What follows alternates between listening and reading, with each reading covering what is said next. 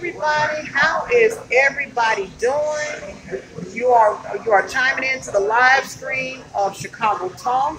I am the hostess for this evening, Miss C Temptation, and I want to start this live stream off by saying namaste, peace be unto you, and everybody that is watching this live stream. Tonight, I am doing this live stream directly from Starbucks at 160 West 87th Street in Chicago. Tonight, I have a very special guest. So I'm just going to wait for a couple of people to chime in to see what they have to listen in. So make sure, like I said, if you ask questions, keep the questions constructive. Like I said, there's no opposing views whatsoever, because if you do, give me one warning. If you say anything negative, I'm going to delete the comment. After the second time, I'm going to block you. So without further ado, like I said, I'm going to introduce to you my special guest. And this is Brother Pharoah, and he has a channel on YouTube called Pharoah Says That. And I wanted to say good evening, and how you doing? And hello, TR5. How you doing, brother? And welcome to chiming into this exciting live stream.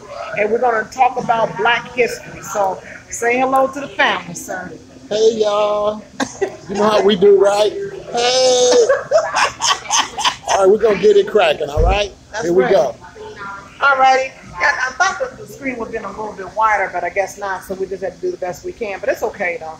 But we got 6 people that chimed in, though, and I do apologize for getting in a little bit late, because I forgot I had to connect to the Wi-Fi on in Starbucks, but we finally got in. One of my best subscribers, TR5, he said, "What's up, Pharoah?" Hey, what's up? What's up? Yeah, he's one of my best subscribers. He had did a portrait on me a while back around Christmas time, and I got it on my phone, which I'm gonna show it to you after this live stream. And the portrait was so beautiful. He is a hell of an artist. TR5, make sure that you leave me your email address, and that way, if anybody wants to get a portrait done or whatever the case is, I'll shoot them directly to you, though, and then I can tell them to send you an email. But anyway, without further ado, like I said, tonight we're gonna talk about a couple of things. We're going to cover Black history as far as yesterday and today, and how is it affecting our people as a nation. And then the second part of the show, we're going to talk about the movie, the Black Panther movie, and and he's going to give an intake on what his input about what the movie is about and what his inputs is. Because based upon what I gathered, though, I mean the Black Panther movie is not a real positive type of influence as far as us as a nation, as far as Africans and African Americans. So I'm gonna let him take over, and like I said, let him do a talk. And then for those of you that want to ask any questions, please feel free to come on and chime in, and then he'll be more than answer them for you. So I'm gonna let Brother Pharoah take over, though. Like I said, he's gonna start off this portion is talking about Black history as far as yesterday and today, and how it's affecting us as a nation, and as well as the new generation. So I'm gonna let you shoot on and take over. So go ahead. Do you have a question? Well, just basically, though, what do you feel, though, in terms of what the young generation should do in terms of trying to rewrite the history? Because just like I said in the commercial, that with what's happening as far as the history, as far as back then, with there's been a lot of Black discoverers, Black inventors, Black writers. How do you feel, though, how the young people should rewrite the history? Because apparently we lost the blessings, though, during that period of time. I think historically, certain people should go to school for history, and they should take classes, Black studies, and those people will be able to put out information that will benefit the rest of the community. When you talk about Black history, historically, in my era, I was born in 1958. I went to school during the 60s. Black History Month was for children. I know a lot of people say, what? Yes. In my era going to school, Black History and Black History Month was just for little children up to the 6th grade. That's when you had Black History studies. If you go back and you look at a lot of the older pictures of Black history, you'll notice they're drawn like cartoons, because they used to put them in the walls of our school. And there was only so many people you used to have to know. It was a small crowd. Booker T. Washington, George Washington Carver. This was the type of thing they would teach. They didn't even include like Martin Luther King and Black history in the 60s, because he was still alive for a large portion of that. So it was basically for younger people. And then when you went to high school, you really didn't have Black history. You just had American history and geography and stuff like that. And when you went to college, you would take what they call Black studies. And when you took Black studies, that's when you would go into Black history. So that's some of the information that younger people need to know about Black history. I've studied a lot of history, so my views about history are a little strange considering I've read so much history. But as a person that read a lot of history, I find history not to be quite so useful for Black people.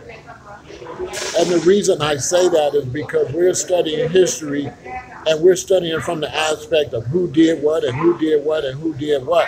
And it's not really leading to us doing anything now. Originally, when we were studying Kemet, what you call Egypt, when we were studying Kemet, we thought that by representing Kemet and representing ancient Egypt, we thought it would encourage Black people to start repeating our glory. But unfortunately, what has happened, we've just got lackadaisical with just repeating our history verbally, but we're not physically taking our history to the next level. We're not trying to be Madam C.J. Walker. We just keep talking about Madam C.J. Walker. We just keep talking about George Washington Carter. We're not trying to be George Washington Carter. We want to talk about President Obama, but we're not running for office. We're not even running for office of the alderman and the mayor and the governor and all these people that are responsible for what we got going on. So just like with white history, you'll find yourself getting older and going for a job and finding out they'll never ask you who discovered America. So history, to be honest with you, is not such a good thing for Black people because it's causing us to deny our future. We just land in it. And that's what I don't like about history. We become all historical, and while other nations are futuristic. They're thinking about their future, and we're constantly going back, and we're not making that materialize. Like, we have to make these things materialize.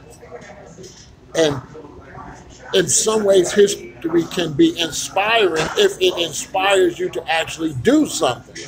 But if it doesn't inspire you to do something, then it becomes a waste. And it's one of the classes that pays the least. I mean, nobody wants to be a history teacher. You always hear them say, what do you want to be when you grow up? They want to be a doctor, a lawyer, an engineer. You don't hear history teacher. Just going to keep it honest with you. So I think history now is being exploited to make us now reflect. It's like people that keep reflecting on Jesus Christ, but don't want to act like it today. You're not supposed to be worshiping Christ. You're supposed to be Christ-like. You're supposed to be like Christ. And you ain't willing to get on no cross. You ain't willing to go at the Babylon system. You're nothing like Christ. So history is something that can also cripple you. And it can have you going to a movie and spending $1 billion and looking for some historical value, but futuristically, all that money will go to Disney and white children and white schools and white communities that will gentrify you with your own money. So, we'll go see a historical movie and we'll walk up to the place to buy snacks, and we won't pay attention that we don't have any snacks in the movie theater. But we going to see Thurgood Marshall. We going to see, some historical movie, but futuristically, all our money is going to somebody else. We're not creating generational wealth. So are we competing with other nations when you talk about our future? Exactly. I think we need a Black Future Month in July. Let me stop you for 1 second, Brother Pharoah. Now, I know on a lot of your videos, because I've been following you for quite a while, you've been talking about this website. I think it's called 100 Mil, I think. Kind of talk about that and then just emphasize to the viewers in terms about how are you planning that out and plotting that far as for our new generation, because they really need to hear about that. So I got on the internet by mistake. Really, the creator came to me and said, okay, go on there and talk to the people. I had no idea where I was going with it.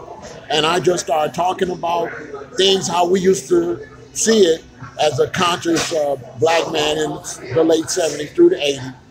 And I'm watching other people talk. And then I started saying, okay, this is a lot of talk and there's no doing.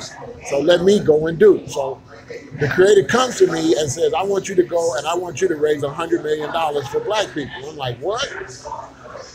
And so I went right away. You can watch the video. And when I woke up that morning, I told everybody about the vision I had and the message I had got.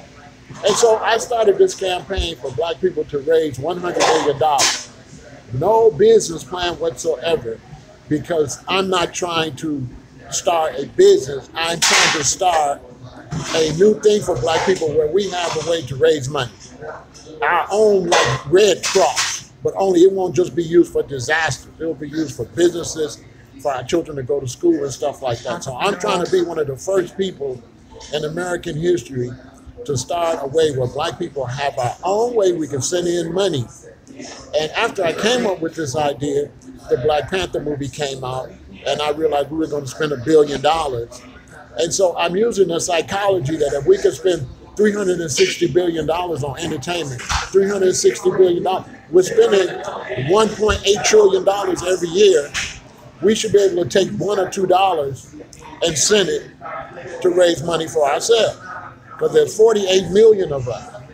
So if we all just sent in $2, that's $96 million. That's almost $100 million that we can begin to send in. And then when this money comes in, I'm going to get people together to look at the money and to make the best decision for the community. That part, I don't want to be involved in that other than making sure the money don't get messed up. But I want to be involved with doing it again and again and again. And so that it's done, and then now it's looked at as a legit, because nobody's going to consider it 100% legit until I go and present the $100 million. They say, dang, he actually did it. And so then we can do it time and time again so we can start our own businesses.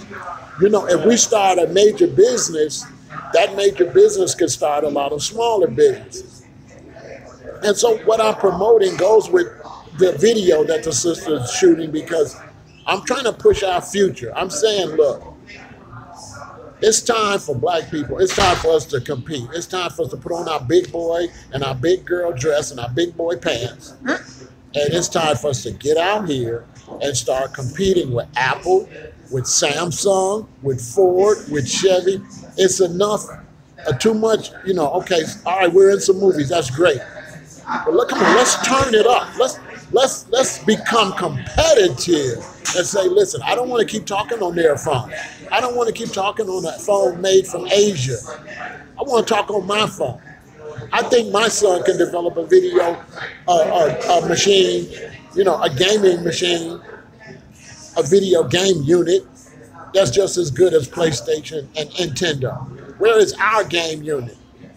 So I want to turn it up. I want to make it, because to have good history, you got to do something. So the thing is, okay, what are we going to be saying at Black History Month 20 years from now? We need to be saying in 2020, the first car came out, the first black automobile by African Americans, the first gaming system, the first cell phone, the first major company like Amazon. Like, history is created, not looked back on. So what history are we creating? Because going to see Black Panther, you created history for those blacks that, yes, they were going to probably be known for being in the biggest movie ever. And that's a good thing, even though they're only getting $10 million, a little bit under that. The lead actor's getting $3 million. So for us to go and spend $2 billion, because you're going to spend $1 billion on the movie and $1 billion on popcorn, Hershey, Nestle, that you don't even see. And all that money is going to go to somebody else's children. So it's not about hating on the movie. It's about, what about our future? What about our future? And if we can go and we can take money and throw it away having fun, why can't we pinch a little bit of that off to do something constructive for ourselves? Let me ask you one other question. I just thought about it now. In reference to your website about the 100 mil, you said that you're trying to develop black businesses, which is a good thing. Don't get me wrong, but the main question I want to ask going towards the new generation, are you going to use any of that money as far as towards, like the educational system? Because look at Chicago, for instance. You see, like I'm just gonna say Mary Emanuel, he's sitting up here and he's putting all this money into these white schools. But the question is, why is he allowing the black schools to close down? Because I saw quite a few grammar schools though that actually shut down, and one of those schools was my old grammar school going back to 7th grade. Talk about that for a second. That is a great question. Yeah. And the thing is, and that's such a great question, because here's the thing. The money that we put into schools and stuff like that, guess where that money comes from? Business. So when we set up the businesses, these huge mega multi-billion-dollar corporations are the ones that will be donating money for our social things. All the money that whites get, they're getting it from their businesses. They're not getting it like a fluke. Well, you say, well, they mail their money themselves. Right. And where are the people getting the money when they send it in individually to the Red Cross? They're getting it from the good jobs they got, from the contracts they got. And how are they getting the contracts? They have the money to donate so much money because they have their own contracting company. So yes, he's living good. Yes, he got a big house. Yes, he can donate money.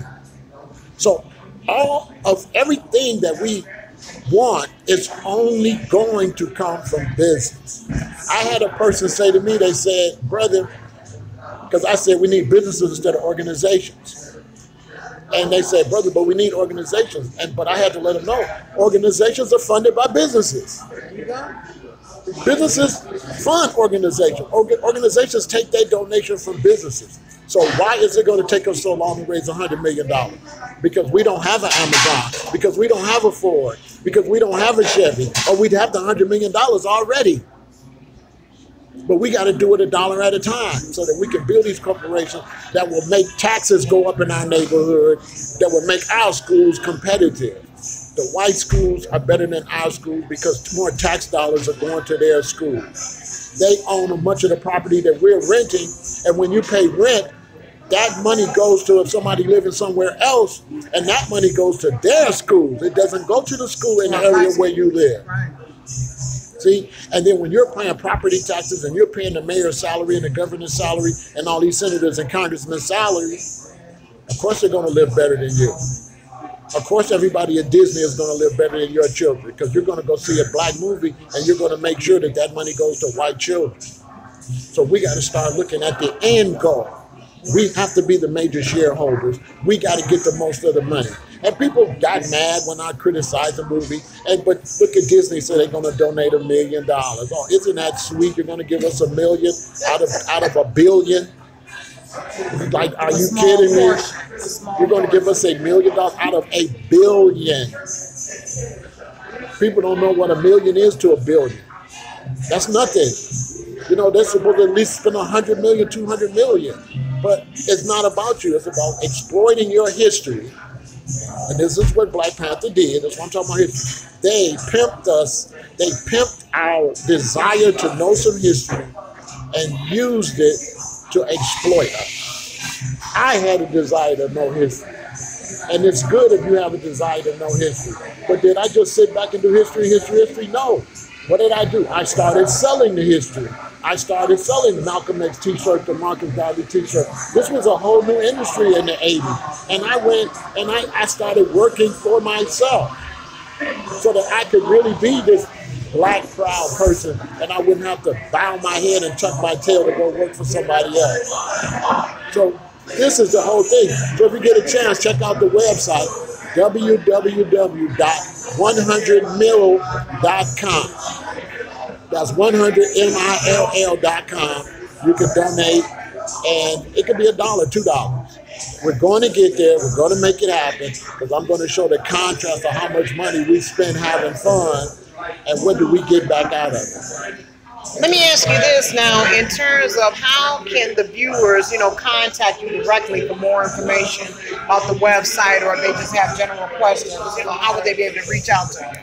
You know, if you go over and check out my YouTube page, Pharaoh said that, and then you can just subscribe over there. And when you ask me questions, I'll respond. And then from there, I'll find you on Facebook or wherever you're at, or you know, you can DM me from over there, and we can exchange email addresses and all that. Because I need you all to be involved. I need you all to send money, but not only that, I need you all to be involved with the second step, because that's when it's going to get good. When the $100 million is sitting there, and we start bringing in the Claude Andersons and all these experts to sit down and figure, how can we get the most for this money?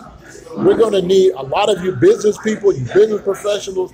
We're going to need to be able to keep track of you, because we're also going to have to set up a way where we can cut through and hire our own people. Of course, we'll hire other people because we don't want to catch a discrimination lawsuit. But it won't be a situation where you go to the job and you're already feeling like a second-class citizen. You'll know that you've got a fair shot. Whereas if you're black and you go to white companies, you could be the best employee and they still don't get the job. We want to change that. We want to make it so the best get the job, and if the best is black, then they're going to get the job. And the stuff is going to be made for black people, by black people, with black people. And it's very important for whatever business we come up with to make sure it's something that we are going to buy.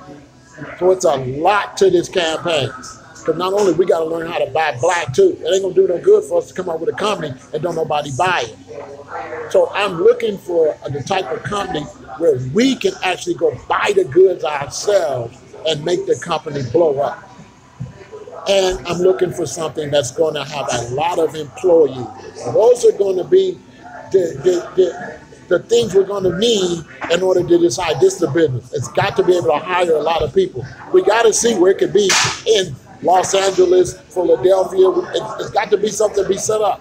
That's why I say a cell phone, because with a cell phone, you got all the companies that's going to sell the cell phone, and then you got all the people where you go pay your bills at. So this could open up just like you go to Boost Mobile. All those our black kids could be working at our own phone. And so now that you got the place where you develop the phone. You got the place where you make the phone.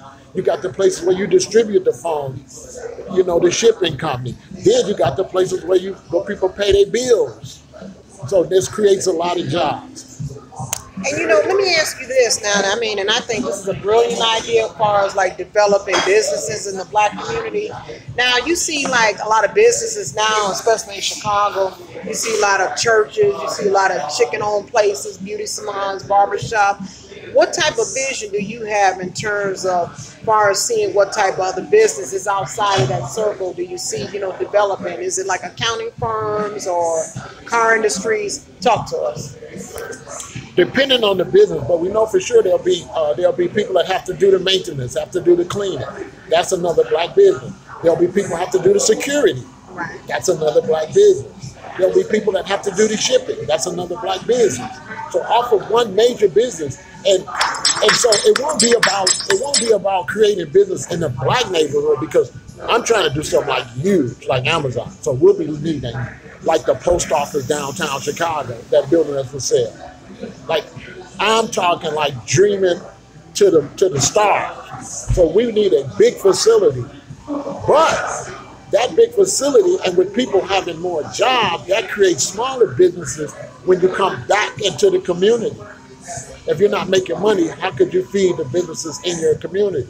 So when people say that integration was bad, I said they don't know what they were talking about, because black businesses didn't have customers. You want to say we should have a black Wall Street, but who was going to be the customers if black people don't have no jobs? It's not like we made our own lawnmower. It's not like we had our own housing and all of that. So we had to have integration so people like my father and mother, so they can go work so that they can make some money. It wasn't just about trying to integrate with white people. This is the lie they tell you all. It was about jobs. And a few black businesses, people said we should have kept our own stores. And then who would have been the customers? If I got a black hat shop in the black community, how many people I'm going to hire? Okay, if I want to sell a lot of hats, right, where the rest of the black people going to work to come buy the hat? So they got to go work for the bus company. They got to go work for different companies. There wasn't enough black businesses to provide jobs. Okay. We're going to talk about the second half, you know, of this show. We're going to talk more about, far as his viewpoint about the Black Panther movie, because based on, because we had a long conversation just the other day, and he was saying based upon the Black Panther movie that it's exploiting not only Africans but African Americans. So I'm going to have him to talk a little bit more, and then after that we're going to open up the whole floor for anybody that want to chime in and ask questions. I mean, because this is a hell of a powerful show, though, and people, what I'm trying to do as far as tonight is concerned is trying to raise people's levels of awareness, because some people may not agree with it. If you don't, that's fine too, but as a nation, we need to expand our level of awareness, not just the older people, but also the new generation, because they're going to be ones that's going to be taking over, once we make our transition. So, we just kind of chime in and just have an open mind and just see what he has to say. And like I said, no opposing views, because, on this show tonight, he's not going to play that. So, I'm going to have him talk a little bit more about the Black Panther movie and his insight on it. So, I'm going to open up the floor to him. So, go ahead, brother, talk to him. Now, before I get started, I want to make it clear that sometimes battles are personal. So my personal battle, I do not expect you all to take on my personal battle. But my personal battle is my personal battle, and it wouldn't be fair for me to expect the rest of black people to take on my personal battle. So what I said about the movie is in no way has any influence on whether I think people should go see it or not.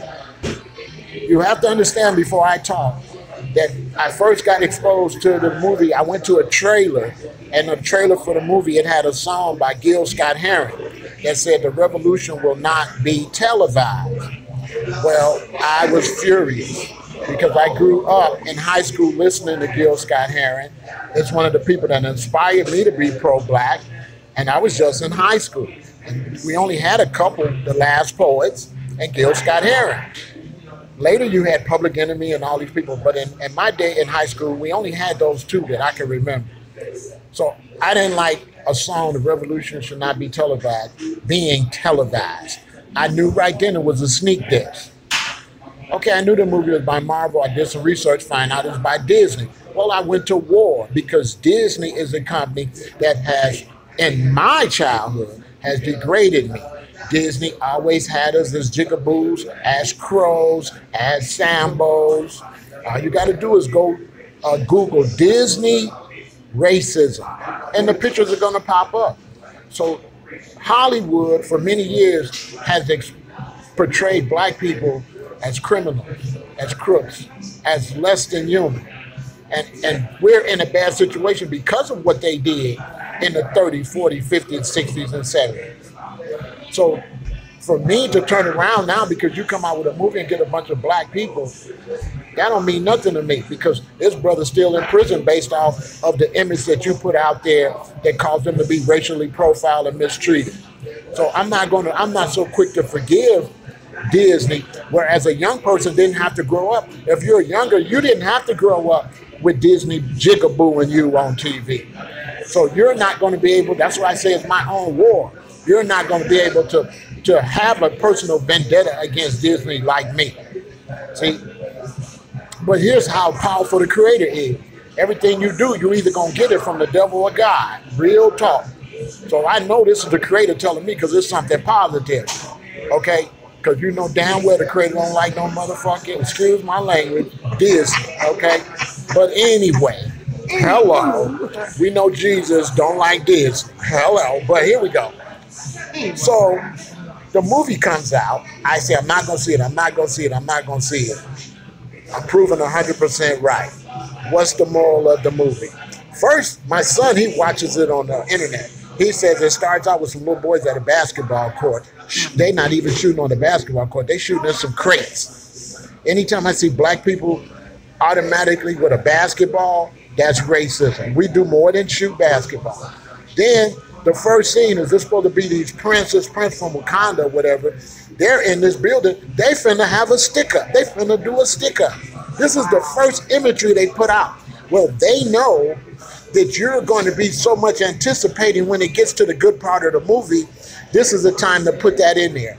If you want to read a good book, get a book called Subliminal Seduction and read how they use subliminal things to do terrible things to your mind. So I find out that this movie, it has the T'Challa and it has Killmonger. And I found out that Killmonger is an African American and T'Challa is an African. And Killmonger comes and challenges the African, wins, and kills him. Now, I know they're promoting this movie all over Africa.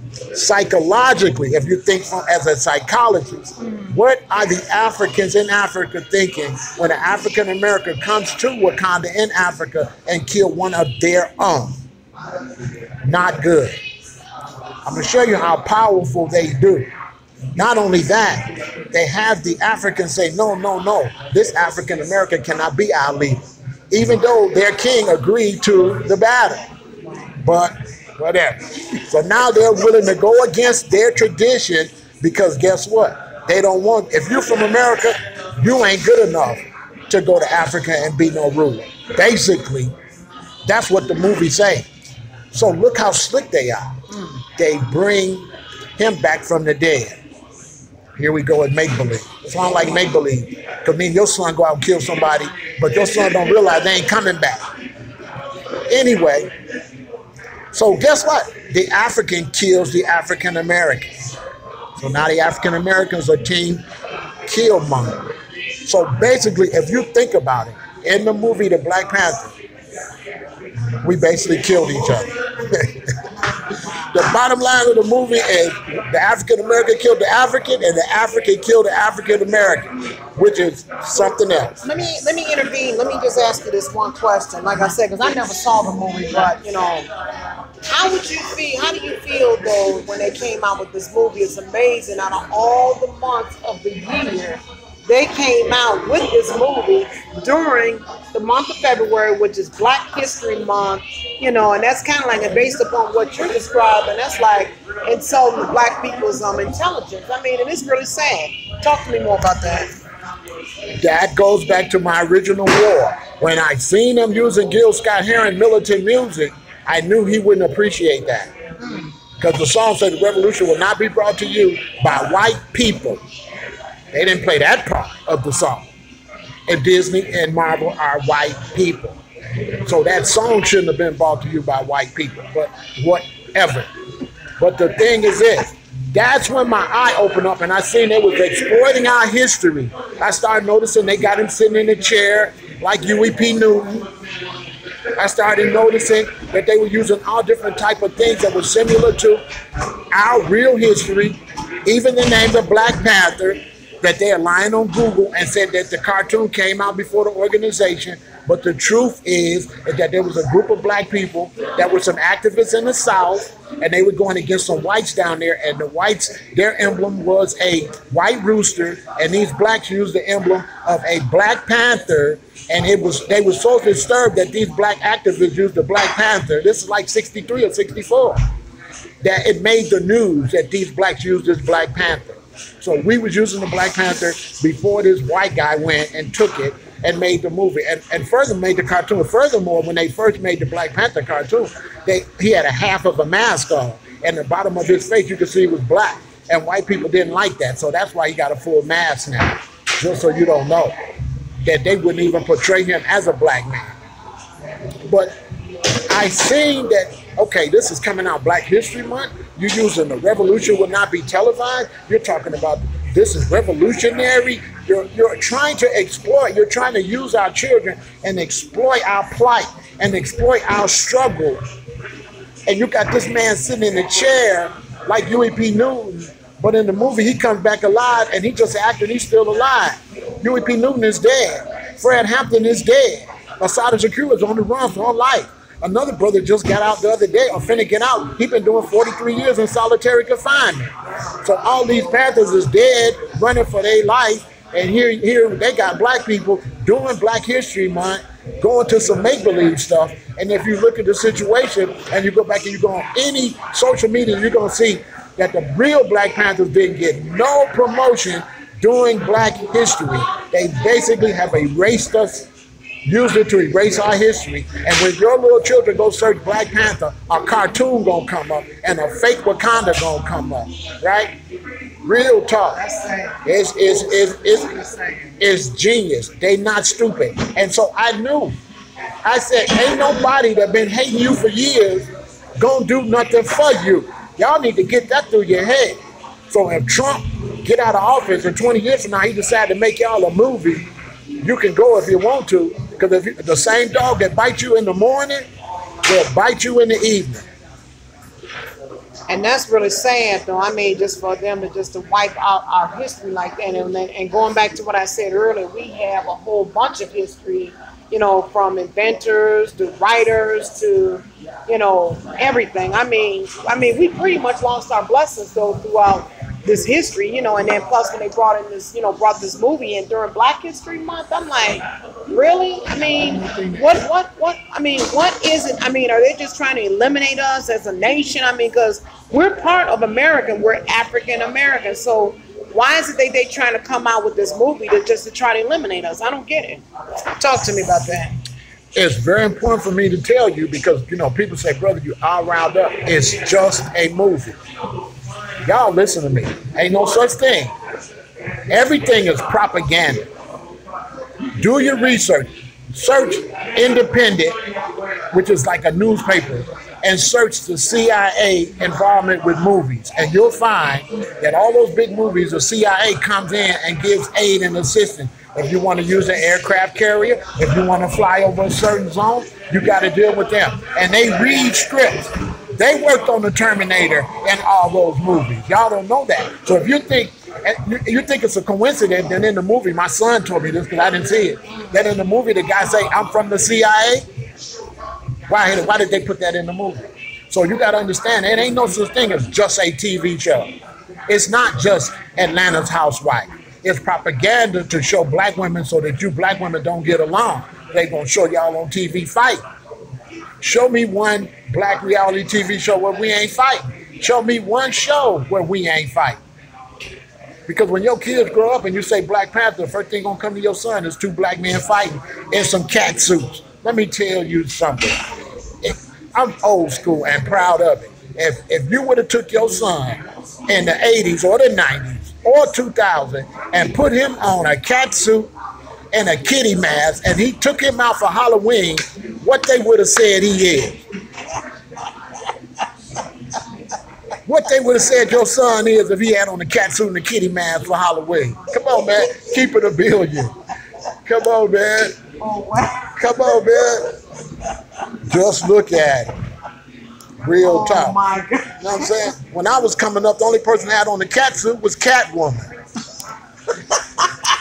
You are right. I remember that though. Catwoman was Eartha Kitt. That was my girl right there. I used to love me some Eartha Kitt. Let me ask you this, Brother Pharoah. Now, in reference to this movie, are you putting out any type of? Are you working on any projects, like any books, or besides the website you was talking about? Are you working on any books or any movies, any documentaries talking about this? Because I mean, people really need to be aware about these type of situations on, you know, how this movie basically exploiting us as black people. Talk to me. Right now, I'm engulfed with raising this $100 million, but I am still writing a couple books. At a later date, I'll get with the sister and I'll disclose the title of the books and what they're about when they get close to being ready. And as far as movies, I have a lot of movies in my own mind.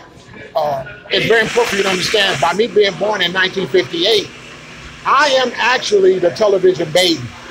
When my mother, which was born in the 30s, and my father, my mother lived in Alabama, and they would all come to her stepfather's house to watch TV. Everybody didn't have a TV.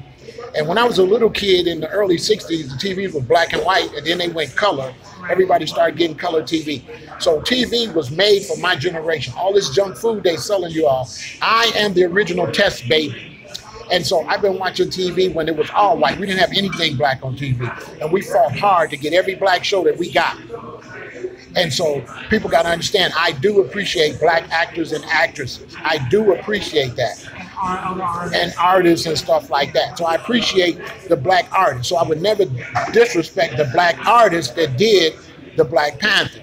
So I don't say to hell with the artists and the actors and actresses. What I'm saying is, it still gets to the point where we can't be satisfied. It gets to the point that even if it benefits us a little bit, we're going to have to start saying, oh, a little bit ain't quite enough. Because we can't be sitting there asking massive Master, when you gonna make us another movie? Because if you're waiting for Black Panther 2, basically you're waiting on Disney to provide you with something to inspire you as a black person. And there's something very seriously wrong with having to wait on them to make something for you. And it's so slick that they took it all the way to Africa to make the Africans turn against the African Americans. You say, why, brother? Why would they do that? Because we king and queen, that's why. The African Americans are number one on this planet. We are the ones that know the European better than anybody, and we are the savior of the black people in Africa. So they want to misuse the black people in Africa, and they know that they can't afford to have the black people in Africa start dealing with us because we would liberate them. So they are trying to make the Africans not like us so that we won't help the blacks in Africa get liberated. Because you know damn well we go to Africa. You know if I go to Africa, you know what I'm going to say. Listen, it's 18 trillion. It's a trillion up. So they got to give us our goal. They got to get up out of here. We're not going to play around like they play around in Africa. We go over there, you know, people say, where do you want to live in Africa? I'm like, well, where are the gold mines? Or where are the diamond mines? I don't want to live over there. They need. Wait a minute. I just thought about something, Brother Pharoah. Remember what in your video when you said the other day when you broke down the colors of the black flag, when you said red is for the blood that our ancestors shedded, green is for the soil that we walk on, black is for the color, and then gold is for the prosperity. And one thing you did point it out though, and then I will quote this, you said that, where's the gold at? What's happening? Talk to us about it. So my movement, RBGG, is RBG, which is the flag Marcus Garvey had, which is red, black, and green. Red for the blood that was shed, black for the people, green for the land. But where's the gold and the wealth? So that's why I added another G. It's red, black, gold, and green. And the gold, my RBG movement is not a militant movement. It's not about armed overthrow of the government. It's not against white people whatsoever. It's pro-black. It's saying that we need to concentrate on generational wealth. We need to make sure we got enough money so our kids can go to school. We need to make sure that if our sons don't want to go to college, we can open them up a local business. And he could be the one doing the sister's toes and the nails instead of the Korean. We need to have the money so we can open up a gas station, okay? Which goes back to if we freed Africa, the Nigerians would have the gas and we would be over here with the gas station. The same way the Arabs are doing. Exactly. They brother got the gas and they got the gas station. So what I'm talking about taking it to the next level. And so RBGG, that's what it represents, the wealth. We're saying, where's the gold in our flag? How could you put this red, black, and green flag in Kemet and say you represent ancient Egypt with all the gold they had in ancient Egypt? You can't have no flag to represent ancient Egypt if it don't have gold in it. Look, everything they had was gold. Their chairs were gold. Their rings were gold. The cups they drank out of was gold. So we need to go back in our flag and we need to concentrate on our prosperity and our wealth. Let me tell you something. Real talk, y'all getting it $1 billion, keeping $1 billion over here. Look, you always hear they say, why the black family don't stay together? You know why the black family don't stay together? Because you're not focused on wealth. The key to my mother and father staying together until they both passed away is that they were concentrating on the wealth. They got married, and the whole idea was, I love you, baby. You love me. We're going to have some kids, and we're going to make sure our kids have a better life. And they stayed together because that was a part of making me and my sister have a better life. It was all based around economics, buying a house, being able to send us to school. My sister's an engineer now, making how much money? My parents only made one mistake. They said they wanted me to be better than them, and they didn't specify. When you pray to God, look, when you pray to Christ, specify. So my mother and them said they wanted me to be better, but they should have said, you know, better in the system. They just said better. So I came home. Guess what, Mama? I'm growing dreadlocks. Guess what, Mama? I don't eat meat.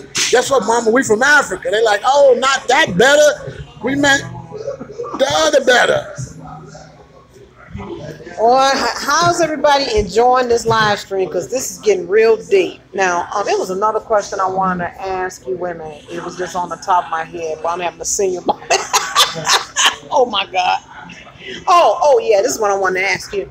Now, if you notice on the internet, hi, everybody. Thanks for chiming in, guys. Though Donna, Lisa, King Hazy, how you guys doing? I think the Elder Rashawn Shakur is on here. Yep. How you doing, Elder? Peace be on you. Hey, what's up? Hey, what's up, Shakur? What's up, Rashad? Hey, that's my man. Hey, Elder Rashad. I've been watching you since you started. Now, I got one problem with you, Elder Rashad. I want you to talk about some of the history when you was little. That's the stuff I need to know, because you're older than me. So make some video, man. Tell us what it was like, you know, just walking around and how people acted, what was on TV, all that. You know what I'm saying? But I love your video, man. Keep it up, man. You know you got my support. Amen, amen. Like I said, and Elder, like I said, and Donna, I love you too. Thank you for chiming in, though. Everybody, I love you all. This is what I wanted to ask you. Now, I know one of the hot things that's taking place now with these websites talking about these jobs is about these stay-at-home jobs. Talk a little bit more about that, and how would you develop, you know, stay like for the people who want to stay at home to work from home, like say like new moms or disabled people. How would you, you know, incorporate your website into stay-at-home jobs? Talk to me. When it comes to working for yourself,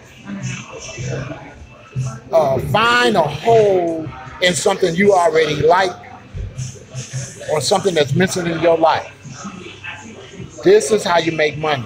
If you look at many of the great inventions, it's because a guy had a hammer and it didn't work a certain way, so he went and changed it, and he come out, look, the handy hammer. See what I'm saying? For me, example, I was a young Rasta man. I couldn't find a lot of buttons of Emperor Haile Selassie. Everybody was asking me, because I had dreadlocks, do you sell incense? So I just started selling incense and body oils, and I ordered a button machine. I had a job. I ordered one of these button machines. And when I got to California, I'm making $200, $300, $400, $500 a night. I'm making thousands of dollars a week selling stuff that I like. So if you're a woman and you cook a pie and it knocks everybody out, that pie need to be for sale. So look at your own life. Look at something that would make it better to take care of your baby. Make it better, and then, or you love art, or you love poetry, and then take that and figure out a way to make money with what you love to do, and pinch off a little bit of your money. You do not need a lot of money. I took $100 and it became $200, $400, $5,000, $10,000, $20,000 in stock. And when people later see me with all these t-shirts and all this stock, they want to know how I bought it. I just took a little bit and you flip it around. It goes back to what I'm saying. The same way I'm telling you to pinch some money off in this movement I got, also pinch this, you can use it for yourself. Pinch a little money off for yourself. Don't just take all your money and go to the movies. Don't take all your money and go buy clothes. Pinch some money off to yourself to free yourself. But when my other friends was taking their money and blowing it all, I was ordering incense. I was ordering buttons. I was ordering stock. That freed me. You know, my wife right now, that's what she's doing. She's saving money so she can start her own business. You can start your own business while you're working and slowly break away from the system. Let me ask you this, Brother Pharoah. Now, me personally, you know, because I've been writing poetry for, God, over 20 years. I got like hundreds of pieces in my computer right now. What suggestion would you have with me, you know, since I'm a writer and I got a huge passion for poetry? What would you suggest for me, say, if I want to pursue that and take it to the next level? What would you suggest as far as for me and other future poets as well? Talk to me. Educate me, because I love this man. I'm in the music business, so the first thing you learn in music is that you can apply music to a lot. You don't just have to be a rapper. You can apply it to commercials. You can apply it to this and that and that. So if you're a poem, or if you make poem and you do poetry, that means that you are very good with words. What you have to do is find a way to apply your poem with something else.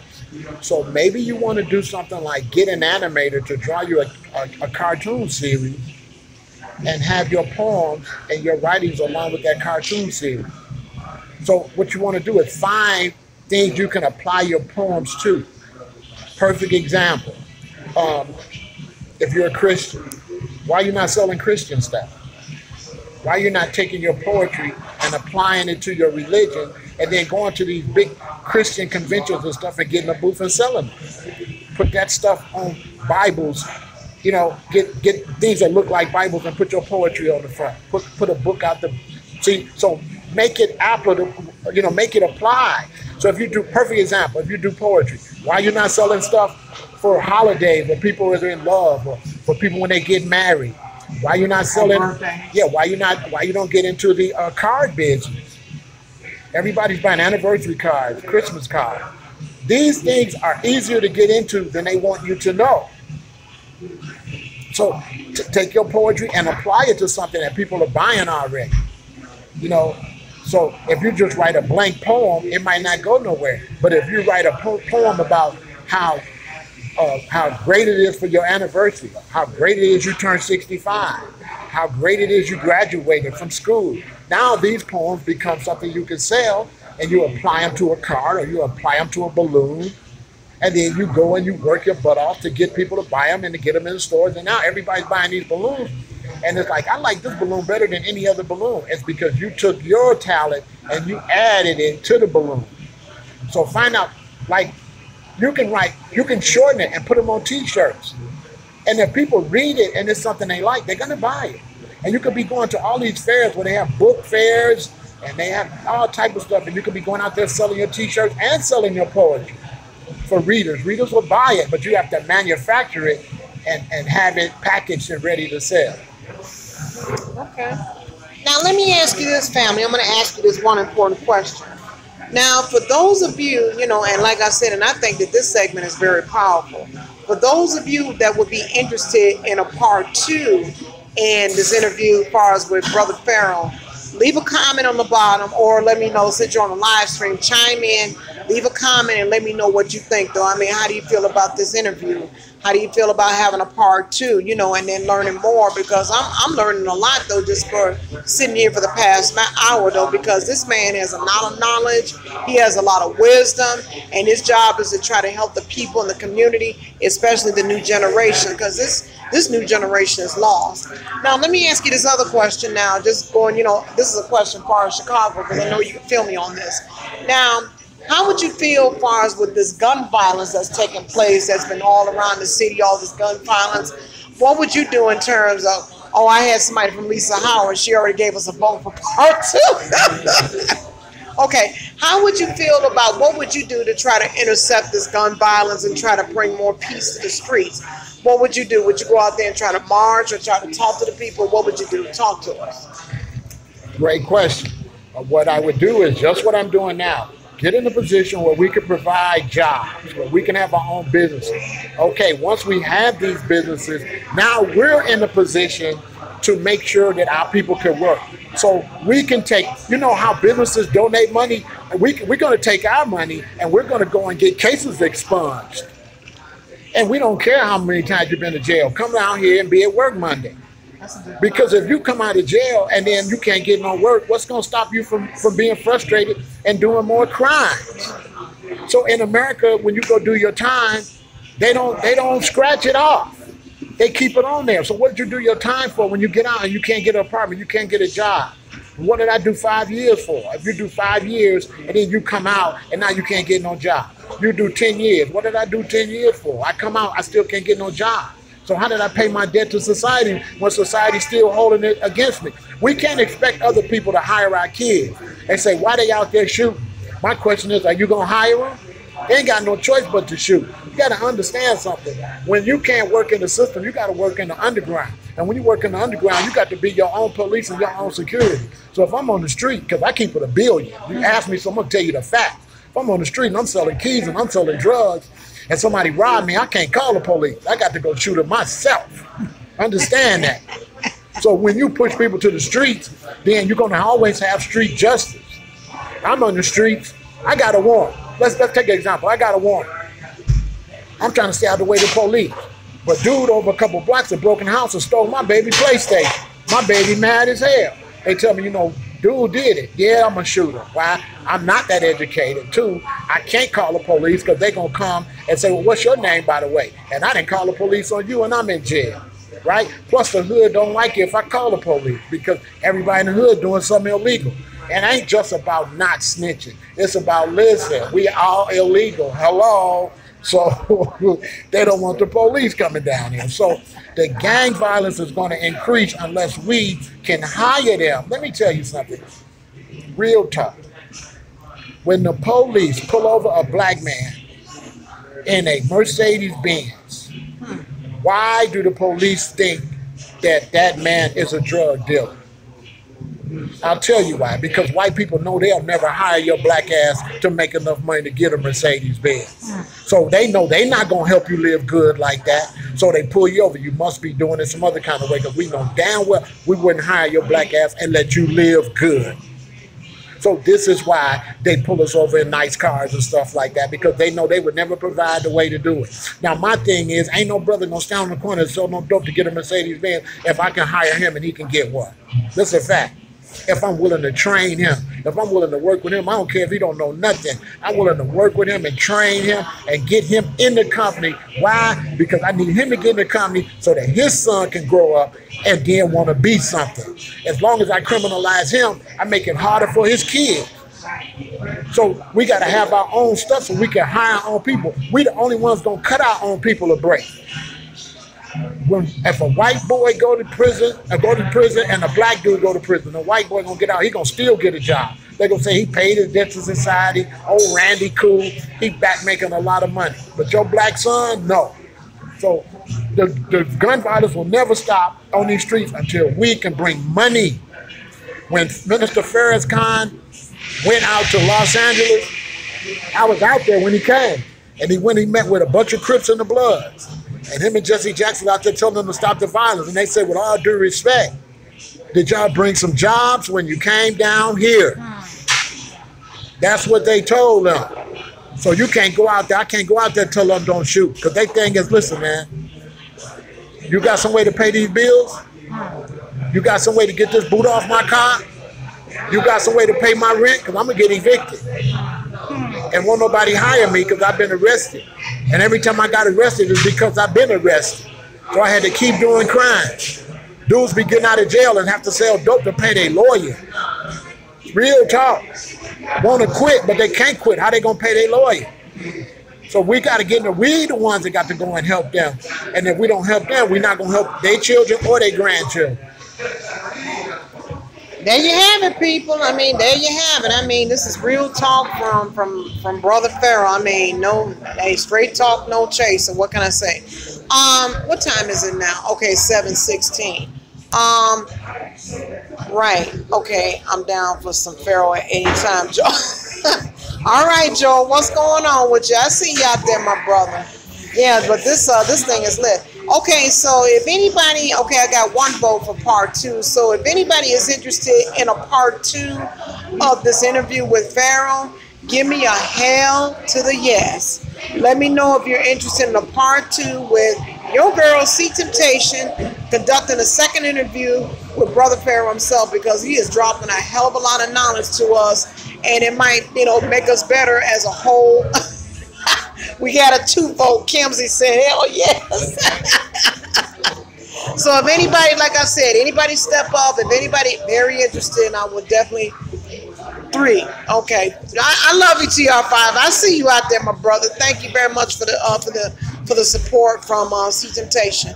Also, like I said, also I wanted to state this much, that if you're interested in reaching out to me directly, there we go. Another one.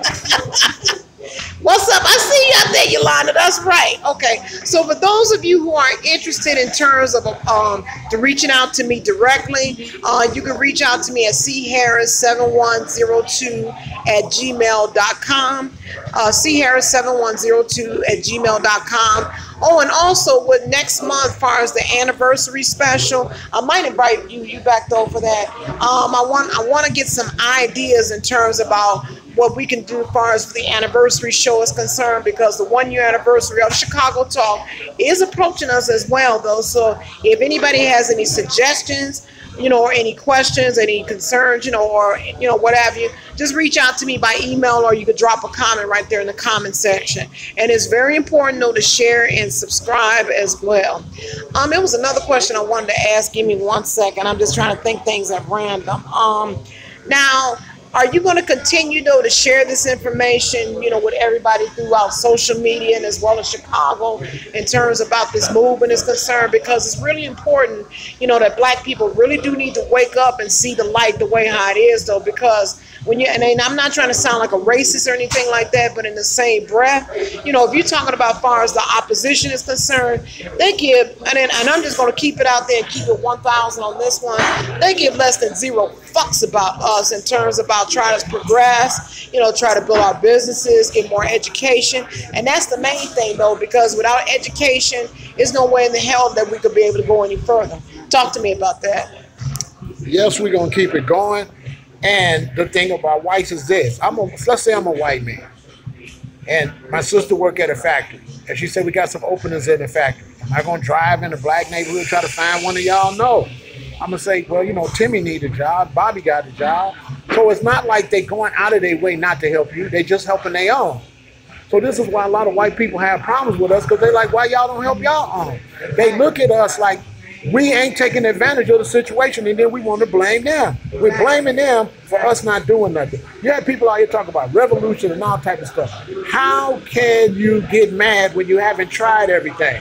Let me tell you Black people something. You're going to listen to people, have y'all think that we behind, that we dropped the bar. We ain't dropped no bar. We are right on schedule. Do not let people fool you. There are so many accomplishments, I couldn't even name them, okay? So you guys are not behind. You are actually right on time.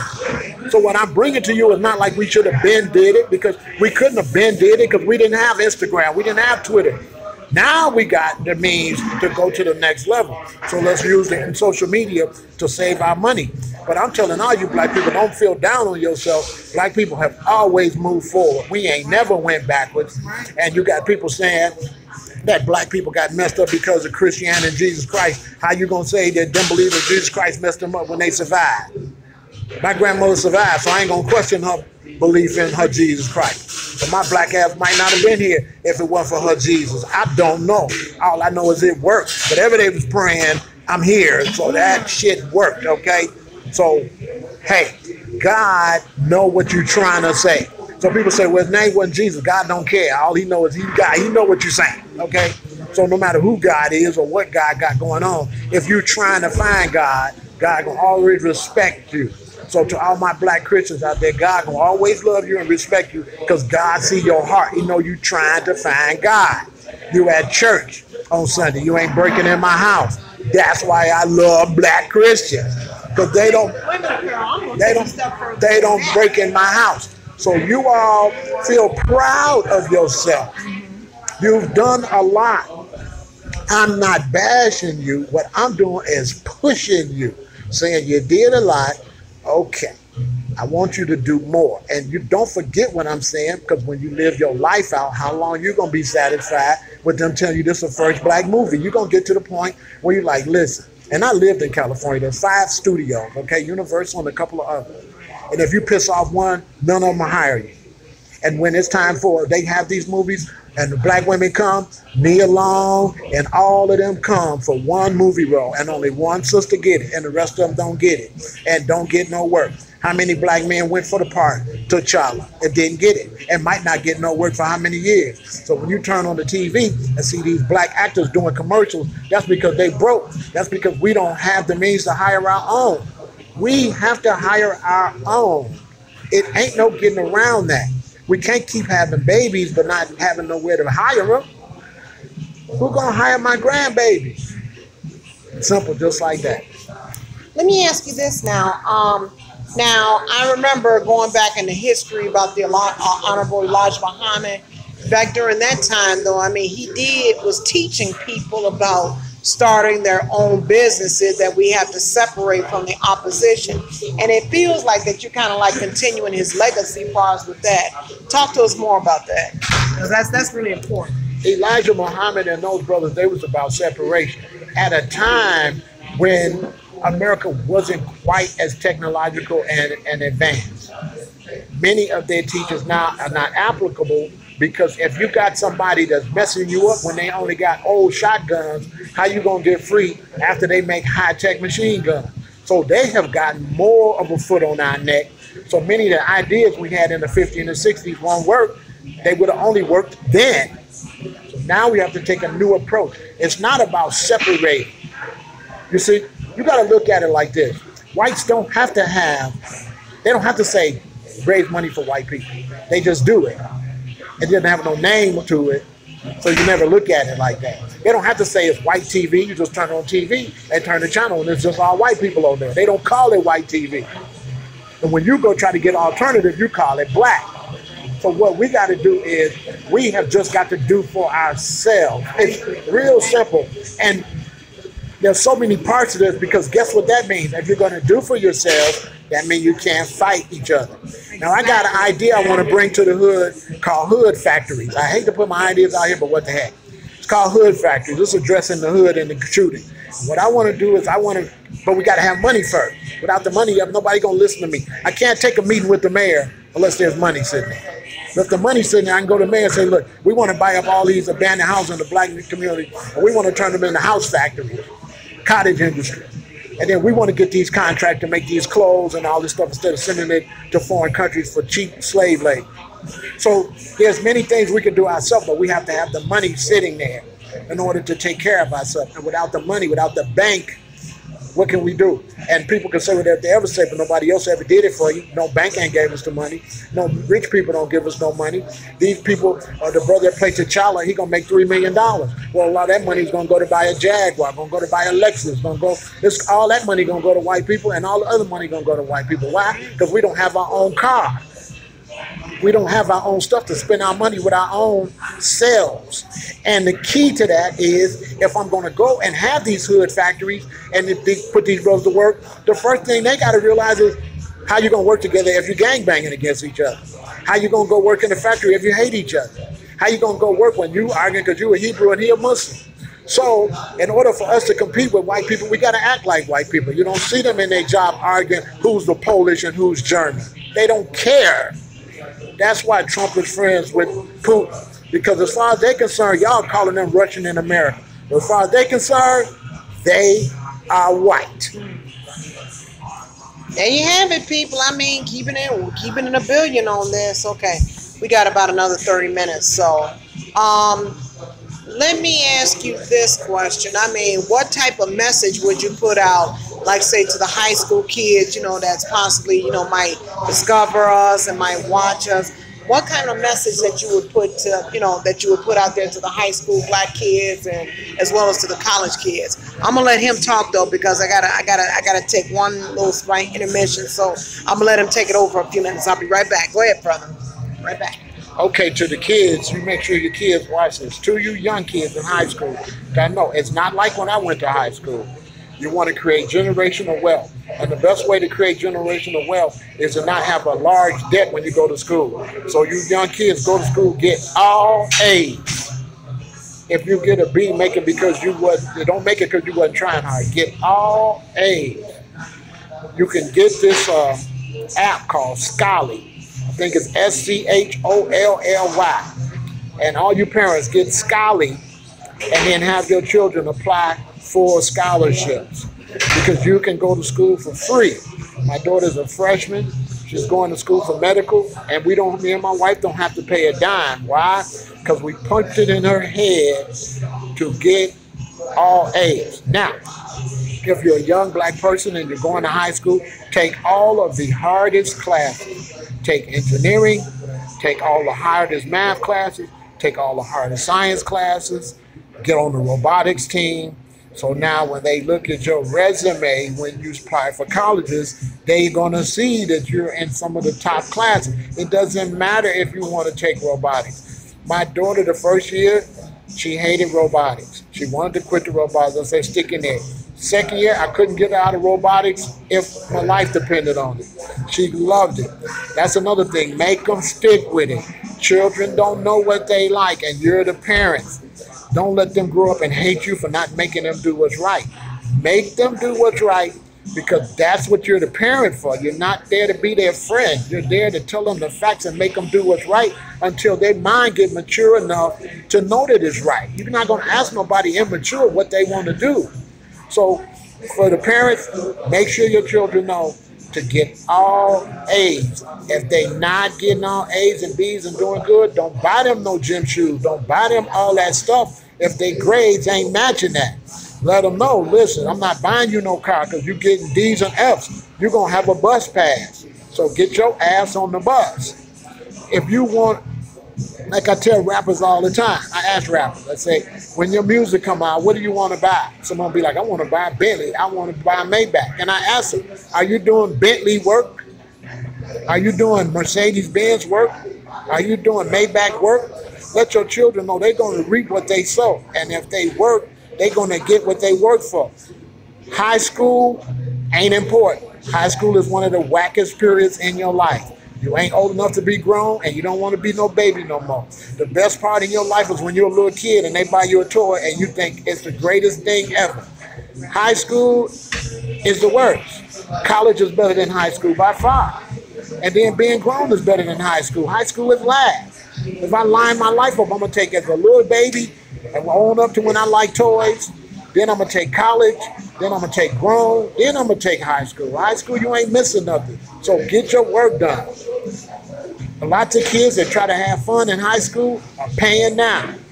They paying. And, you know, some of them kids will go back and they'll see, you know, my daughter, she'll be successful, and they won't because they played in high school. And even if you don't do good in high school, you can still go back and get your life together. But this is for the parents to tell their kids that's in high school. You might not have the money. Why spend all that money for your kids to go to college when all your kid got to do is get all A's?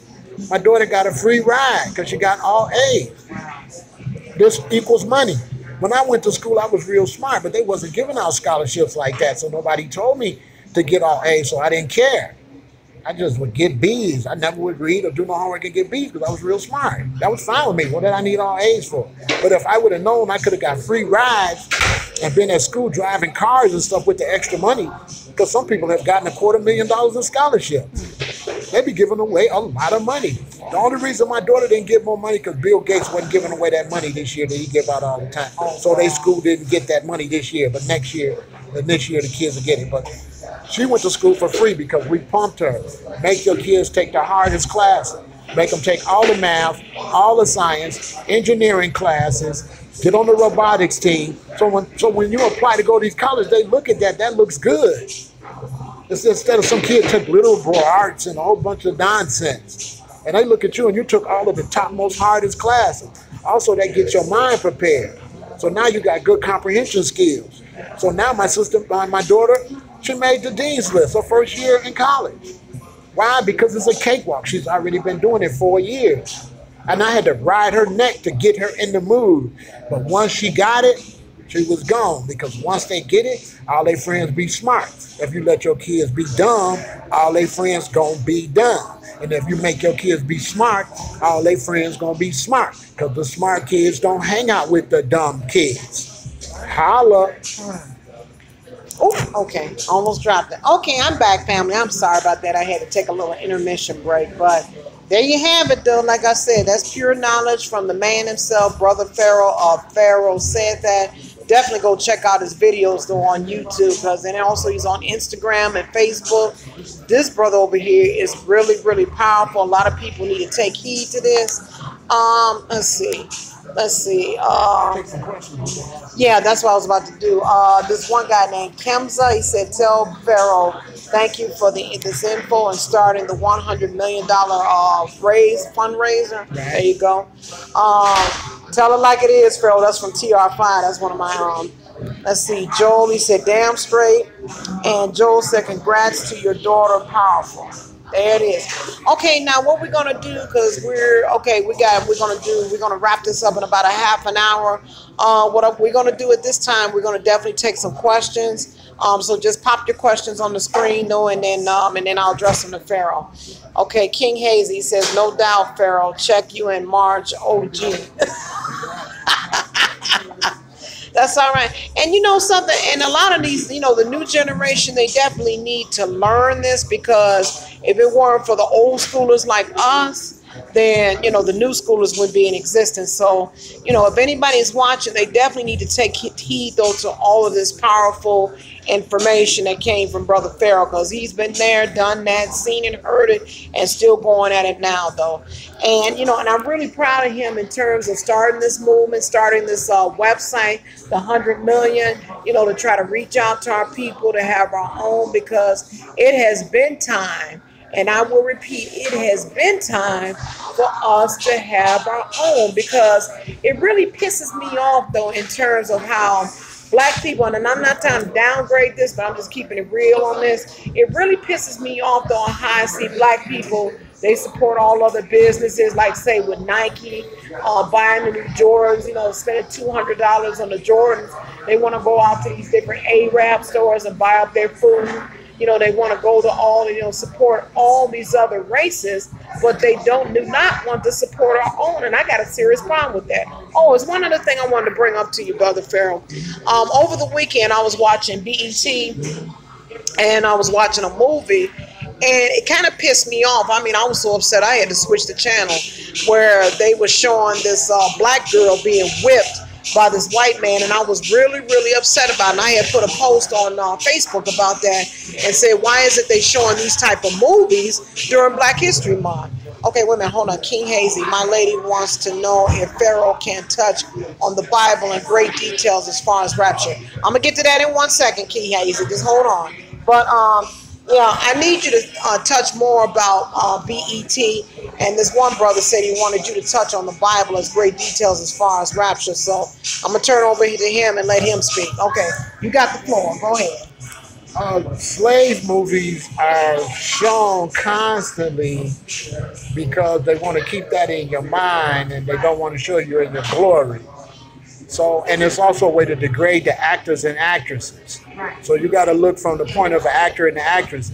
All you could be, if you're Cicely Tyson, how many times have she been like, Master gonna whoop us, So they typecast you as a slave. So it's derogatory for the actors and actresses. And it's all right, it's a part of our history, but show other parts of our history, not just that. As far as the Bible and the rapture, the Bible and the rapture is like this. You have to look at the environment to really understand the Bible. Religiously, you can't understand the Bible. So one reason a lot of black people and a lot of whites have turned away from the Bible is because they tell you it's a religious book. The Bible is not a religious book. The Bible is a book, a historical book, by some people that were religious. And those are two different things. So the people were religious. And the Christians went and took the Bible and said it's their book, but the Bible never told you it was their book. It's its own book. It does not belong to them. So when you start talking about the rapture and all that has to do with the way we mistreat each other, the way we destroy the planet, the way we're drilling, the way they're fracking in Oklahoma. Oklahoma having 100 to 300 earthquakes a year. So we're destroying the planet. So all of this punishment that's going to come is going to come because we didn't live up to the beginning of the Bible. If you look at the beginning of the Bible, it says what? It says God said, let us make man in our image, male and female. That's not Adam and Eve. That's the first creation, and put you there to take care of everything. And you went and started killing everything and tore everything up. So in order to avoid all these problems, you can't go back to the times of Moses. You can't go back to the time of Jesus. You have to go back to the beginning. And nobody goes back to the beginning. They go back to Muhammad. They go back to Abraham. They go back to Jesus. They go back to David. We got to go back to the beginning. And the beginning is being in tune with nature, which got a lot to do with our businesses too. Because as black people, we want to develop businesses that's true to our indigenous culture as original people. And we want to make sure that all our businesses are eco-friendly. We don't want to do businesses like how he's doing business. He's destroying the planet with his businesses. So the way we can become a major competitor is by making sure that our stuff don't destroy the earth. And considering that we're the originals with math and all that, once we start, we're going to take over. Nobody's going to make anything better than us. They're going to try, but it's not going to happen. So that's what's going on with the rapture. It's Basically, a problem with the environment. The earth will be rebelling. So when you read the end in Revelation, that's basically mean you just can tow everything up. So now it's just earthquakes and it's just a mess because you don't respect your house. The earth is your house. You know, you gotta understand the earth represents a female. So when you drill her in her, that's rape. You got to understand the beginning when the Creator said, let us make man in our image, male and female, that means it was two of them. How could the Creator make us male and female unless there was a female creator? So it was male and female. And you got to understand that the Creator, the male energy of the Creator, is involved with how you treat people. But the female Creator is involved with how you treat her flowers. You know, come to my wife's house and kick a plant over and see what happens. So the female entity protects the animals and the plants. So that's why they say it's not nice to fool who? Mother Nature. Mother Nature gonna kick y'all ass if y'all don't stop tearing up her planet, her flowers, her trees, her planet. It's called what? Mother Earth. It's called what? Mother Nature. It's called what? Mother Africa. Why? Because it's the female energy. And so they teach you this in English. You got man against man against himself, man against God, and man against nature. The worst one that you can do is man against nature.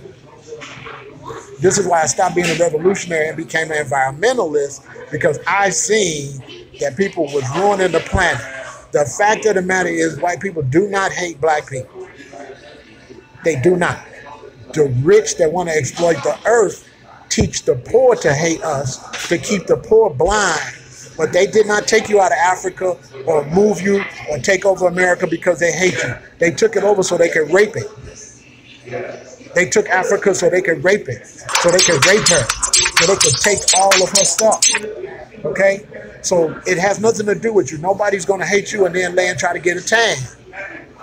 Nobody's going to hate you and then shoot collagen in their lips to get lips like you. They do not hate you. But if you run Africa, they can't shoot your elephant. They can't shoot your lion. So they're like, let us move you out the way. Let's make you a third-class citizen so we can rape the earth. This is why when we was warriors, we always had earth on our shields. Ask any African that knows about warriors. The reason they put plants and stuff on the shield, because it represents not only was you fighting for your children in the village, but you was fighting for the monkeys and everything. That if these people come and conquer you, they're going to cut all your trees down. And all the orangutan going to die, and all the cockatoos going to die, and all the animals going to die. So you're fighting for the whole earth. The earth is the Lord's and the fullness thereof. Let me ask you this, Pharaoh. Now, personally, just me personally, I'm a spiritual person because, you know, my thing is I'm one with the Creator, you know, and I'm one with all things. What do you think is the difference is between spirituality and religious? Because it's like people are so wrapped up into the Bible, and what people don't understand is though that the Bible, especially the King James version, you know, was written by man, because you got so many different versions of the Bible, you know, that was written for different religions. But if you go back into, you know, the actual root of things, you know, it's just us and the Creator. You see, I gotta watch the time here.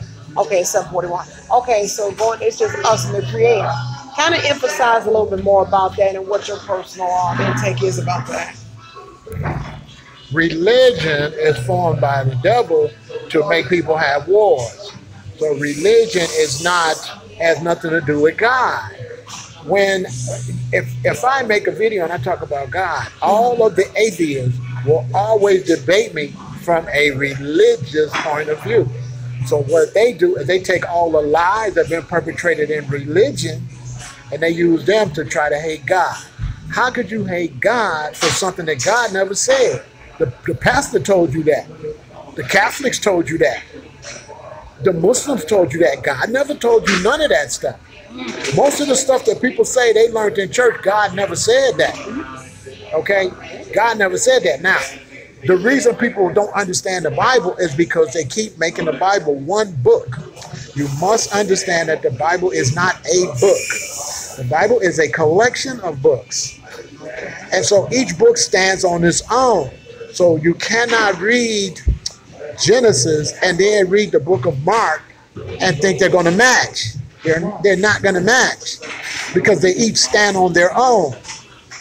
So you have to understand that when they say the Christians in the Bible, the Christians do not teach the Bible. They don't read the Bible. They jump around in the Bible.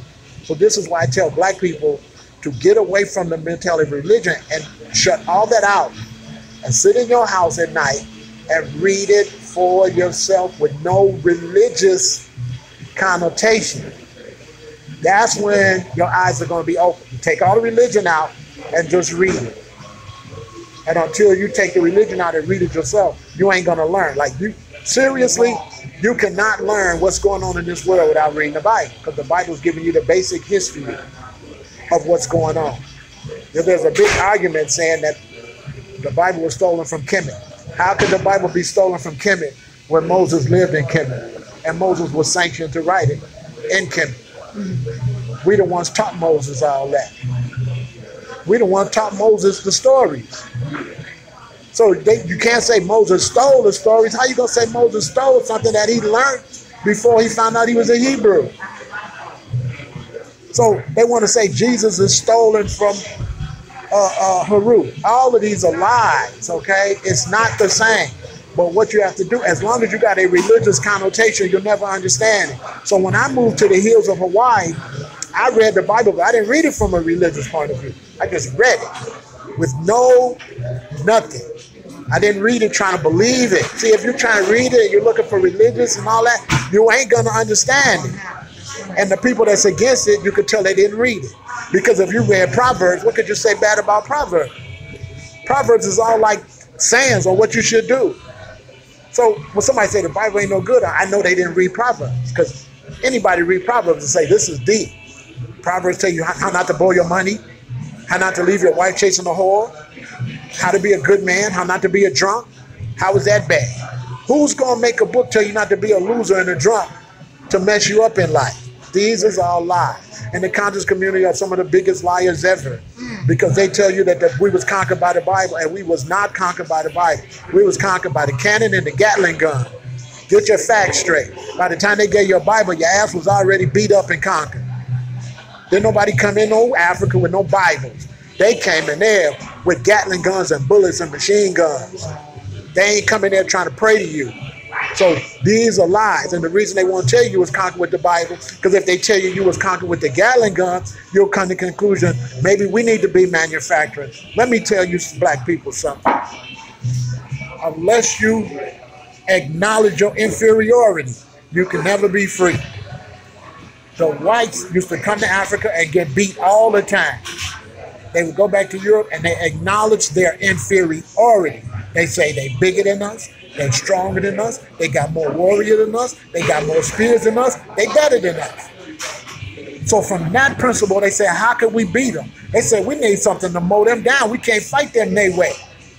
So they developed the Gatling gun. Now, did they just come down there with a gun? No. They had to work together. They had to build the factory. Somebody had to make the bullets. Somebody had to make the transportation. Military had to come with them to bring the food, to bring everything to come down there to fight you. So they became a corporation, and that's how they conquered you.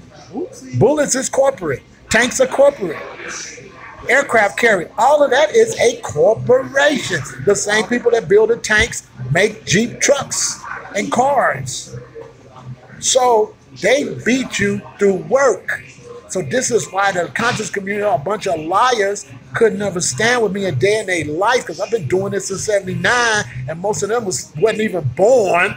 And the ones when I was doing it in the '90s, they was on Similac. Okay, and they scholars, we didn't respect they scholars because they scholars knew all the information but wasn't living the life. So when you came to Chicago and you was this great African scholar and you was talking to us, but we was living like Egyptian royalty and you looked like a teacher, you wasn't living the life. We was actually living this. So the conscious community was a bunch of liars. You were beat because you didn't work together. Because you start building too many buildings. You start building too many monuments. You're dancing and singing all the time. You got conquered for the same reason you ain't moving up now. You was dancing and singing. Tell me something. If you was the number ones with math, If you was #1 with science, if you built the pyramids, how did somebody have superior weapons over you? And obviously, you stopped working. Look, when Italy invaded Ethiopia, Menelik had a lot of guns. And Menelik, with Haile Selassie's son, Ras McConnell was the one really headed up the army, and they beat the Italians. The Italians went back up there and had lost. Haile Selassie becomes king of kings, and he's telling the Ethiopians, we need to build more guns, we need to get airplanes, we need to build. They don't want to do it. They say, you're trying to be like the white man. Duh, they coming back. So when Mussolini came back, yeah, we got beat up because we didn't prepare like we had prepared before. So when you want to say, when you're going to hear black people tell me I'm lying, when you listen to the best professor, what they going to tell you about when we get conquered? They're going to say, we got conquered because we was a peaceful people and we wasn't violent like them. How was you a peaceful people when you just fought them once already? You ain't know they was going to come back? No, you got conquered because you like to dance, you like to play, you want your car with big rims on it, you want to have the biggest house, you want to have everything, you ain't got no security, you ain't got no businesses, you happy you got a new iPhone, you ain't got no phone. So you ain't gonna never match the guy. He happy because he got an iPhone and he sold you an iPhone. Okay? You can bet that the heads of the iPhone company, you can bet they got an iPhone that do stuff yours don't do. They got the iPhone ain't out yet. So we so happy to get something that they make for us, but we ain't teaching our kids to make their own. We have to teach our kids to make their own stuff. You know, it reminds me when I had a lot of little kids, and we used to be playing Tekken and all the games on the video. And every time, me and my son laughed, I'm like, who the black guy? I forgot what his name was, but my son knew it right off the top. You always had to be the one black dude. How many times we want our kids playing video games where they got to be the one black dude? We want video games where it's one white dude. Well, there it is. Boy, I've heard, boy, I see, I'm reading a lot of comments. Okay, it says, let's see, natural from Joel, original exactly. Okay, okay, from Kemza, if I'm pronouncing that correctly. It says, ask Pharaoh, can he make a video one day and show us what's on some of those albums he has in the background of his videos? I know he got some bad shit. All right. You got the floor. I'll talk about that. I'm a DJ. I'm a musician. And what happened, my parents came up, they always had a lot of 45. So when company would come over, I would go in the basement, they had a speaker plugged up upstairs, and they would say, you go play the music. And I had a natural knack for playing the music based off that the people liked them. So if me and my sister was listening to one type of song, when my grandmother would come, I knew how to play her favorite songs. So naturally, I had this talent as a DJ. And then I started buying more and more 45s, and then I started buying albums. Basically, the whole 1970s is in that album collection. Good old day. Every song you can even think about.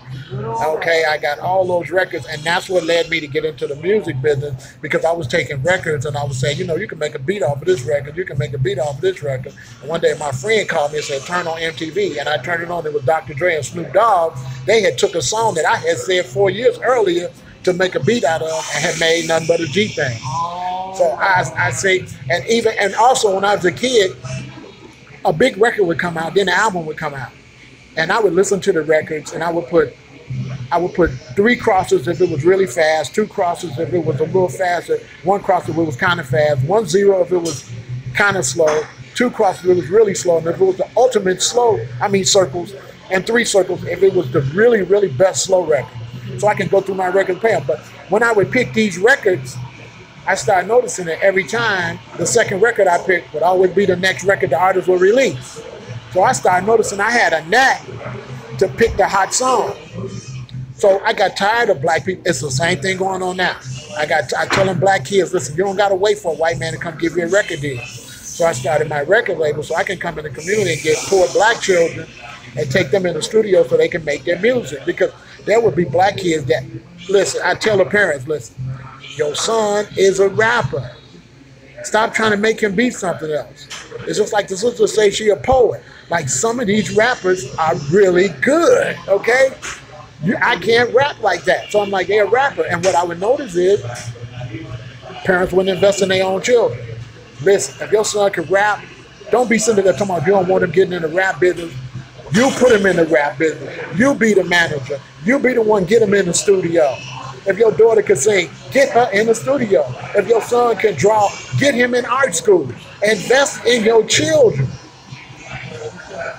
Well, there you have it, people. There it is. Let's see. Any questions coming up? Joel said wisdom. Oh, okay now. Yep.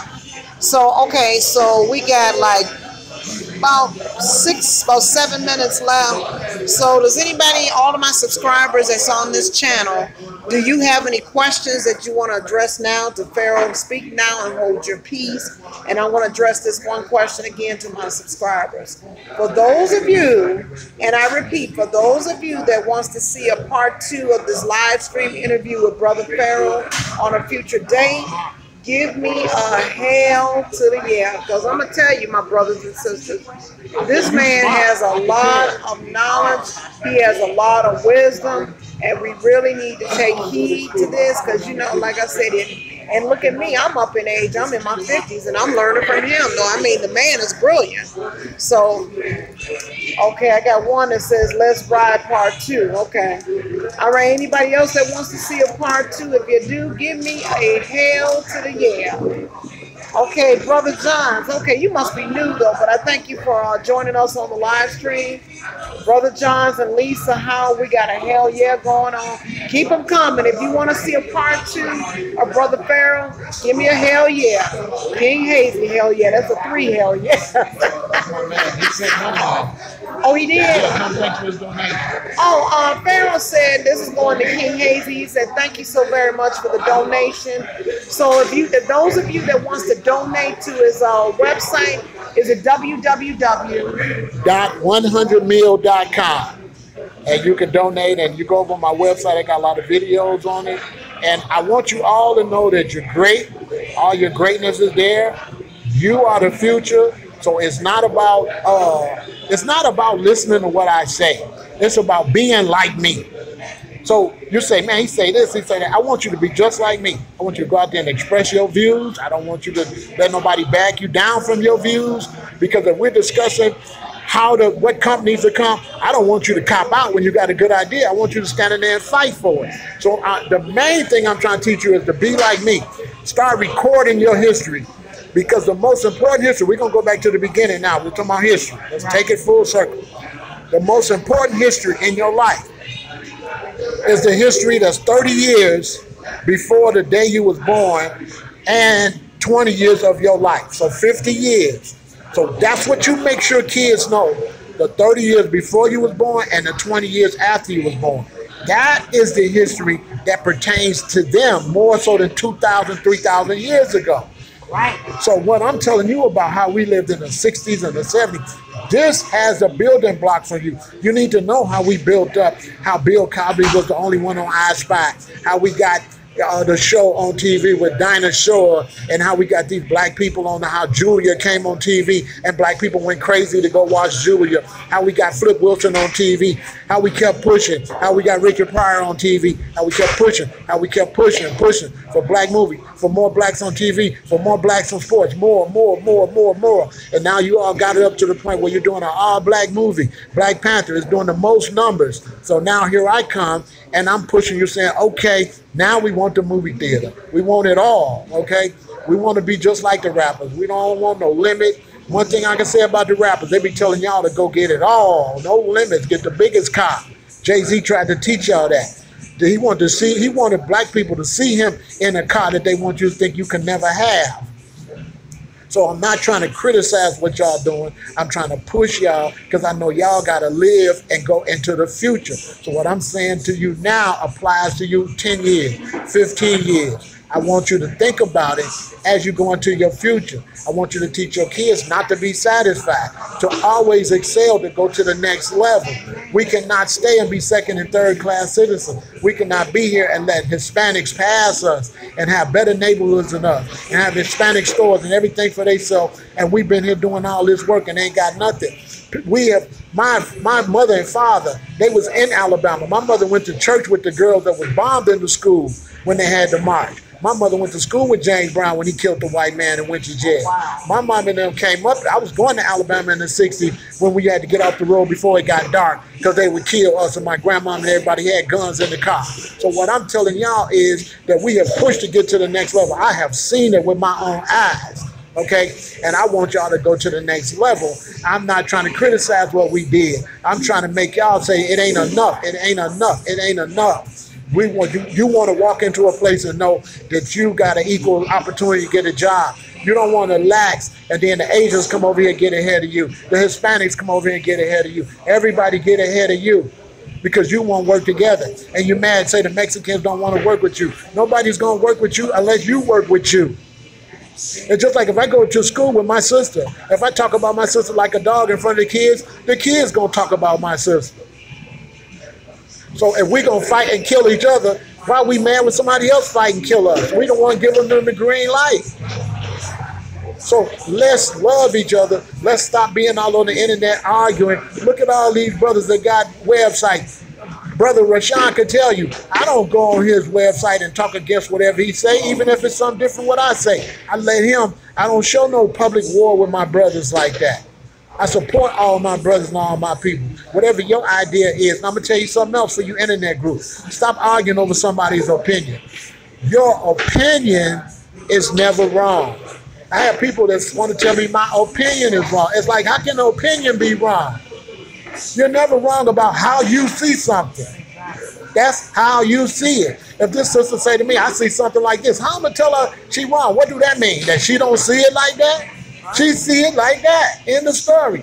A lot of times we arguing over our own opinions, which is ridiculous. But when it comes to business, it ain't going to be about opinion. It's going to be about what actually works. So let's go into business. We can cut all this opinion. We can cut all this religion. We can cut all this debate. We trying to sell a lot of phones. We're going to take whatever idea going to sell the most phones. That's the way we're going to go. We're not going to go with our opinion. Let's go into business. Let's start respecting each other. And you say, brother, what's the first step for black people to fix themselves? And I'm going to end it with this. You know what the first step is for y'all to fix yourself? Start speaking to each other. When you go out and you see your brother or sister, say, hey, how you doing? You look at me, you know why I don't be getting robbed and beat up out here? Because when I walk up on the gangbangers and the hoodlums, I say, what y'all doing out here? How y'all doing? Y'all stay out of trouble. Don't y'all be getting locked up. I speak to them. I'm not their enemy. I don't look down on them. Back when I was growing up, we like, what's up, soul brother? Hey, how you doing today? Give me 5 on the black hand side. We used to greet a lot. You never would see 2 black people at a hotel in Alabama arguing in the lobby, like you see on the Basketball Wives, like you see at Atlanta Housewives. You're going all the way to Italy to argue on TV, to argue in front of white people. Y'all stop arguing in front of other people.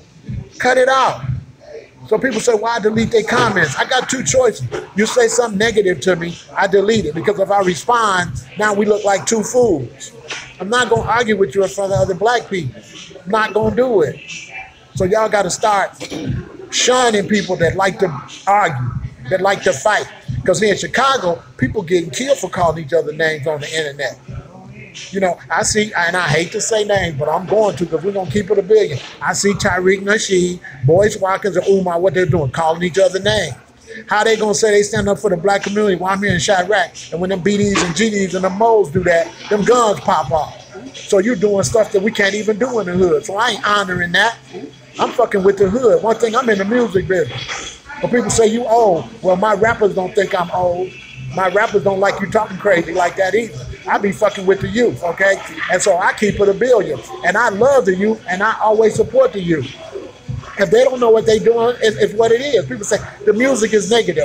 I be going to pick up people that just been in gun wars.